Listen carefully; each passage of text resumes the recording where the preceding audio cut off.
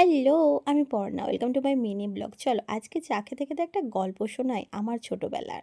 আমার ছোট থেকেই দুর্গাপুজো থেকে কালীপুজো নিয়ে বেশি এক্সাইটমেন্ট ছিল। কেন জানো? আমার পাড়াতে না ৩ টে কালীপুজো হয়। একটা আমার জেঠুদের এই কালী ঠাকুরটা। আর পাশাপাশি ২ টো কালীপুজো হয়। ছোট থেকে কালী ঠাকুরে মেঠে, খড়ি, তারপরে রং হওয়া সবকিছু আমরা দেখতাম। রাত জেগে, জেগে আমরা রং হওয়া দেখতাম। পুরো রং না হওয়া অবধি আমরা বাড়ি যেতাম না। আর যেদিন রং হতো সেদিন আমাদের প্রাইভেটে ছুটি ছিল। মানে আমরা ছুটি বানিয়ে নিতাম। আমরা পাড়াতে অনেকজন বন্ধু ছিলাম। রাত জেগে ঠাকুর দেখতাম, খেলাধুলা করতাম, রং করা দেখতাম। কত মজা হতো। আর এই যে দেখছো মুন্ডুমালা, আমাদের সবাইকে একটা করে মুন্ডুমালা বানিয়ে দিত কাকুরা। ছোটবেলায় সেই আনন্দগুলো এখন খুবই ঝাপসা।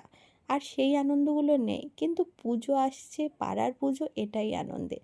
যাই হোক, এখন আর রাত জেগে ঠাকুর দেখি না। বাড়ি এলাম, খেয়ে নিলাম।